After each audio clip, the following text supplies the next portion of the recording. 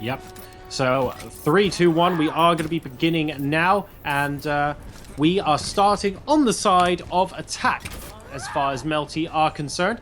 We also have a Roadhog in Moonl, which is going to be fun. So he's going to be leading the charge here. Note that there's no Reinhardt. Flippy, however, is on Winston for some sort of quick engage. So I'm actually going to be looking at Winston because that's usually the first sign that an engagement is about to happen, the old jump and bubble. And here we go, moving over to the left-hand side. Winston leading the charge, looking to head up the stairs. Everyone sees each other. We have Genji going up top to try and kill off Soldier 76. And here comes Flippy, takes out Seita and Mafu. That was gorgeous. Really beautiful engage, actually. Degun and Flippy both looking for the same targets, managed to kill Soldier and Symmetra very quick, and that means that no teleporter, of course, is going to be available. Junkrat now kind of the last man standing, and there goes Lazei as the Mercy. So everyone just stomped out there in about 40 seconds. It looks like they will cap this point in about the first minute. Very, very impressive attack there for Melty. And they capped that at exactly 1 minute, 1 second, I would say. Yep, 1 minute and 1 second by my count as well. So they do successfully cap that.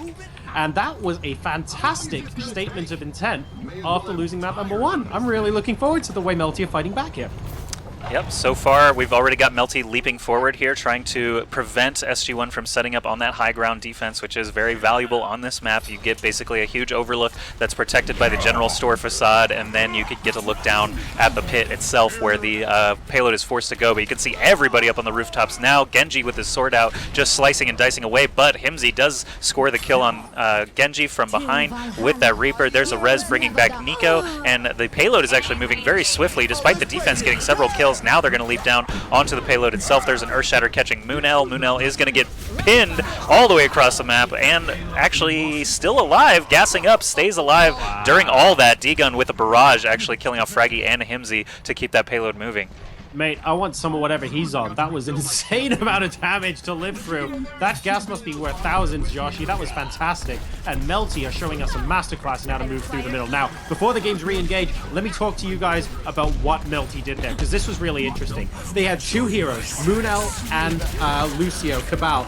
Only the two of them were on the car moving through the point. And that's important because Moonl can hook basically people like Pharah out of the sky onto the card if necessary, and Kabal's able to provide that support via healing or speed from ground level because it only matters how close you are to him. So just having those two people push the payload while the rest of the team focused on DPS was an excellent strategy and has meant that Melty have gotten through the second stage super swiftly. I'm just impressed that Melty was able to do that because the people you're talking about on the payload are, you know, a huge significant source of HP pool and damage, and they essentially 4v5, 4v6 up on the rooftops there. Degun does fall to a Mafu from a great direct hit. Rez does bring everyone back in. They miss the sound barrier though, just barely, and Hymzi and Mafu combine for a lot of kills even after the res. There's a barrage coming out over on the side of the map from Mafu, long range one. Doesn't get too much damage in itself, but it looks like defense is going to regain control of the point. Offense will need to regroup before pushing any further. Yeah, throughout that as well, Hymzi, I thought, did a reasonably good job on Reaper, just moving backwards and forwards, looking for ways to deal a little bit of damage. He actually took, who did he take? I think he took out Degun twice on Pharah there. Yeah, he did. Throughout the course of that engagement, really limiting the DPS that Melty had moving forward. And this is really the first sign of real resistance we've seen from SG-1 here on Hollywood, but they're going to have to keep this up for quite a while. There are 6 minutes and 15 seconds, for goodness sake, for Melty to finish the map here. I'm watching Nico now on Genji's defensive sound barrier, comes in just in time to save Soldier's life. He tries to run away, dropping his biotic field, and it does actually end up killing Genji with Mafu. Mafu getting a ton of damage in here for SG-1, really shining as a DPS player for them so far. And Kabal is going to be forced back on Lucio. Melty still has plenty of time, as you said. They just basically need to get their ults charged and wait for that one slow roll, basically, where they get every ult in one fight and try to just overpower the defense here.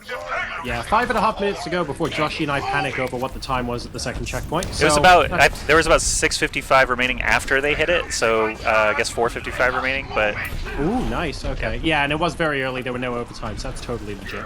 Oh, I was hoping we'd panic again, Josh. You took away all the fun. Well, I don't like to panic if I don't have to. There's a nice barrage coming in from the offense, eliminating Lazei there with Nico, so no res available on the defensive side. This is actually a great opportunity for them to try to push the rest of the way. There's not too many of them still standing on offense, though, and Nico is going to fall. Looks like Flippy, actually on Zarya, is going to get surrounded here as well, but does take out Lucio before falling himself. There he does actually finally fall to Hymzi. Yeah, very sexy play actually from Flippy. The longevity managed to get off of Zarya, and of course Zarya, one of those high skill cap heroes. I don't know if any of you have seen, Josh, have you seen the videos of the Korean girl who did the live stream of her Zarya play, basically to show the world she wasn't cheating? Yeah, I read about it. I didn't actually watch any of it, watch but it was the first person video. It's just her lobbing right clicks, isn't isn't it? That 1 hour live stream. That was sick. It is so sick. It's unlike anything I've ever seen before. Right. But I will have to watch it then, because we're going to try and complete the map right now. Flippy is back in the action. Not quite fully charged there with Zarya, but doing a fantastic job of shielding his teammates at the moment. They're going to get pushed back temporarily by SG-1 here. And they really need to show some unity here because they have an awful long time to go if they want to prevent Melty from completing the map. Still over 4 minutes, but every second counts because right now, if Melty complete right this second, SG-1 still have to complete in a very, very competitive time. All right, I'm watching Moonl just because Reinhardt doesn't get that much love in the first-person perspective, but here he goes just swinging away into that Graviton Surge. Offense looking very good here to try and set a full time on the map. There's a defensive res coming in. Lazei is going to fall immediately after, so no healing support for them. After that happens, Seita is going to drop the Sound Barrier as well. There's a Death Blossom from Hymzi, and Moonl does not raise his Reinhardt shield. He instead tries to swat him away. It did not work out for him. Mafu and Fragi and Hymzi all combining for a ton of kills there. I thought it was looking good for the offense. The defense rallied superbly. Yeah, it absolutely was. And what it came down to with the defense there was tactically waiting with Fragi. And the team was obviously saying, do not use Earth Shatter until the res is up. And the moment that Baud brought everybody back there for Melty, we had the Earth Shatter from Fragi, and that meant that Flippy couldn't get a Zarya shield on anyone. Flippy also went down himself to Reinhardt's Hammer Swing. So that was just really good timing and very patient use of ultimates there from SG-1.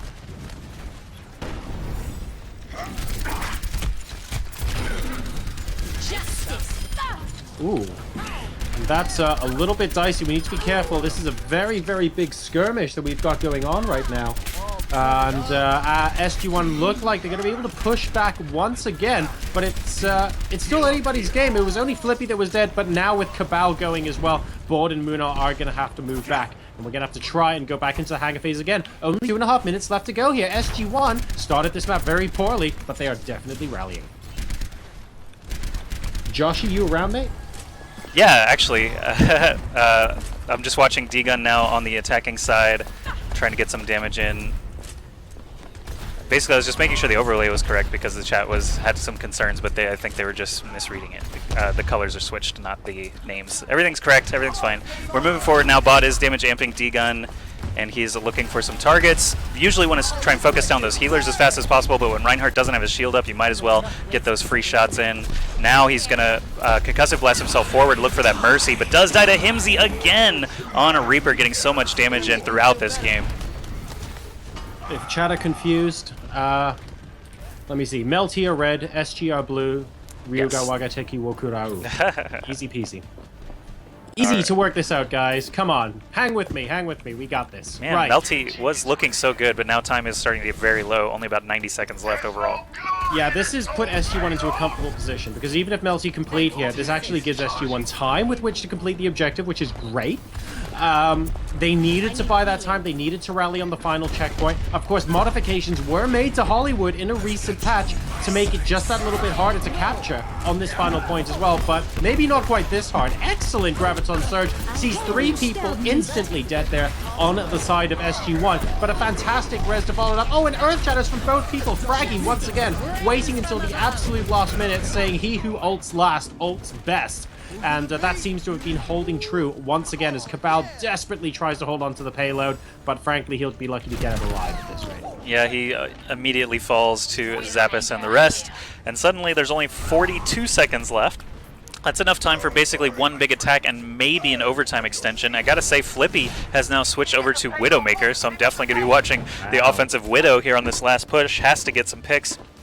or there's no way this is going to work out. Already taking some rocket spam in that window. I definitely cannot advise trying to push through that window anymore, but Hymzi is waiting on the left side of the payload, does not have his ult available, but he will during the fight as long as he gets a few shots in, already 89%. Flippy trying to get some shots in, did basically no damage in this whole last 30 seconds. Looking pretty bad for the offense now. Defense still getting some kills, even though the res comes in. Mercy dies immediately after, and there's Hymzi with that Death Blossom again, as we expected. Mafu and Degun battling it out in the air. Degun's still alive on Farah. He's going to fall, and Kabal once again, last man standing, is going to go down, and defense holds. SG-1 again holding on payload here. SG-1, after going so quickly through the first 2 checkpoints for Melty, they hold at the last point for something like 7 to 8 minutes. Fantastic stuff from them. And for the second game in a row here, we have a Reaper play the game.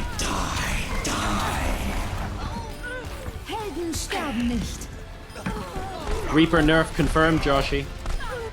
We have another Torb here. Kabal is going to be playing Torb this time around, which means the only support on the team is Baud on Mercy.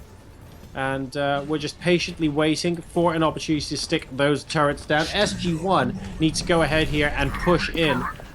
They don't have to push in super quickly on the first 2 points, and I think they know that, but they do need to complete the map. Melty got the first 2 checkpoints so unbelievably quickly that these guys, I think it's difficult for them to win at checkpoint 2, but they just need to finish the map. Yeah, if they can finish, that's all it needs to worry about. And Melty actually surprisingly had something like I said, 6 minutes 55 seconds to take that last stretch, and they still couldn't do it. So really just beautiful stuff from Hymzi, Mafu, and I would say Lazei with the Mercy reses just being on point every time. Also Seita. Seita had the sound barriers that prevented a lot of ultimate damage from coming in that last point. So pretty much everybody across the board doing their jobs as needed for SG-1. They're pushing it very hard here, actually. After Torp's turret goes down, they lose Hymzi in the process, but looks like Mafu and the rest of the group are doing quite well. There's a res already for the defense in the first minute.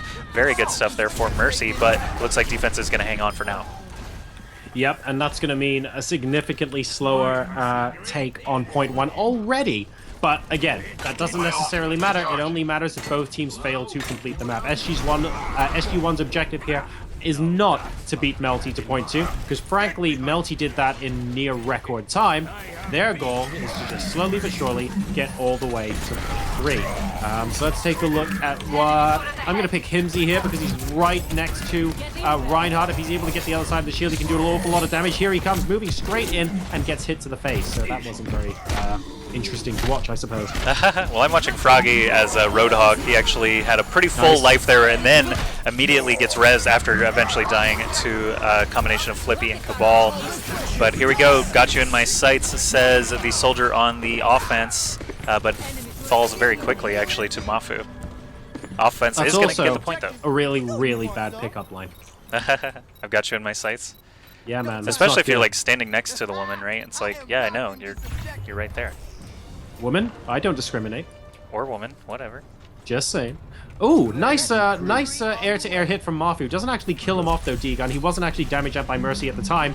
But this is where Melty are going to try to use some of that aerial dominance that allows the defense to delay the payload by so much that we were talking about on the first half of this map, and then they rolled on through anyway. So let's keep an eye on... I'm going to keep an eye on Degun to see how well he controls the air, but you also have to have one eye on which heroes are actually standing on the payload. And you always, of course, have to double check where Roadhog is, because you don't want to get hooked into a basically a bacon sandwich down there on the ground floor. A bacon sandwich. Did you say bacon? Did somebody say bacon? Alright, we got a barrage available for Degun. He's already being damage amped by Baud and healed, as appropriate. The offense is pushing that card along, though no one actually contesting the card itself. And this is something that differs in pro stopwatch play from something like competitive mode. In competitive mode, it actually behooves you to eat up as much clock as possible. Contesting at all times is actually preferable just to minimize their time bank. But in stopwatch, you really just want to let them push as far as they're going to before getting too contentious, because their respawn point is so much closer, and the only times and positions that really matter are the checkpoints themselves. So you are going to see a little bit of a different play than you would in competitive mode, but still the idea is the same. You don't want them to get the checkpoint at all. Yeah, that's a really, really good point. The main difference, just to reiterate there, Joshy, between competitive mode and stopwatch, you have no problem in stopwatch letting them get to within an inch of completing and then maximizing the time they need to actually move back. As Lazei tries to get targeted by Degun, but he's going to have to move on back. In competitive, though, you just want to be contesting from day one, just to make sure there's no time back. Yeah, even distance pushed. If they don't reach a checkpoint, distance pushed becomes a metric for winning in competitive mode. There's Zappis with a nice dead-eyed point blank in Degun's face, but that is going to remove quite a lot of damage from the side of the defense. So I've been actually watching Mercy, Lazei, for a while here, waiting for that key res moment, but offense actually doing so well, he hasn't had to use it yet. Only one teammate down. He sees a couple of members in critical condition, so he's just waiting for them to die. Then he pops the res. Actually did not catch Pharaoh with it, unfortunately, but got a couple of members standing once again. Defense still looking pretty good on that point now. As it gets to that underpass area under the bridge, it starts to slow down quite a bit. Defense gets back into the fight a little bit faster, and they're more willing to kind of engage there. An interesting gambit by Baud there. He wanted the entire team present for the fight, ended up using a res for only one team member, and then proceeded to watch 2 or 3 team members die. Now, he was damage amping someone, so I think the gambit was, I can get another res up really, really quickly if I do this. But unfortunately, only got up to about 70% before he died himself, so I'm not sure I agree with the initial one-man res. And I think that's actually set Melty back a little bit in this fight. Yeah, so far, I actually been watching Zappis now get a double kill, but that's actually really incredible for the offense, as they've already missed the time to win automatically at this point, so they do need to finish the map.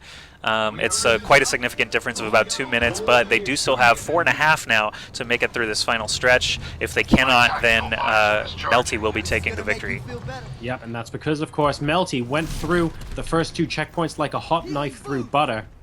I gotta stop with these food quotes. I'm gonna get hungry in a sec. But it's true. It really is true. It was fantastic to watch them do that. And then for SG-1 to do what I can only describe as the hold of attrition, as they spent the better part of 10 minutes stopping Melty from doing that. Flippy, by the way, on Soldier 76 is doing a fantastic job looking in the bank for potential targets. He's hunting Mercies, he's hunting Faras, and he's making sure the amount of damage being done from afar is maximized. And there we go, doing his job, taking out Mafu there. Yeah, you're doing a good job just talking about the characters I'm already watching this game, as Flippy picks up a few kills there. Or at least assists. No finishing blows. Super synced up, Joshy. Yeah, I've got Fragi now on the offense with Earthshatter available. Give Reinhardt some love once again on this last stretch. This is basically where he excels the most, in my opinion, is just this narrow hallway, because Earthshatter can be so ridiculous here. Usually hits 3 or 4 members if timed correctly, but there we go. Moonl trying to get out of there. Actually hits the payload as it rounds the corner. Very unfortunate. You can see the payload actually carrying Moonl's corpse on my screen. The ragdoll worked out that way, but sights are active now for Flippy on the defense, standing on that trailer. He's crouching, making use of crouch, the best feature in this game that people thought was useless at the beginning. Here's my prediction. You want to know when Fragi's going to use Earthshatter? He's going to use it after Moonl uses his. There's Moonl's Earthshatter. That's Fragi's cue to use his. There we go. He uses it straight afterwards. He's been doing it all day long. Picks off Baud. Picks off... Wow, he is mowing them down. Going down. And Flippy at the end of that. Kabal getting wiped as well. That is what Fragi is all about. We were looking at him for the Earthshatter. We always knew he was going to use it immediately after Moonl used his. SG and that won the game. 2-0 lead now against Melty. Crazy. Bam. We're good with our predictions today, Joshy. I'm feeling on the ball. I'm liking this. Oh, it's the res that I was watching Lazei for that didn't even get the Pharah. Play of the game hates Farah. Confirmed.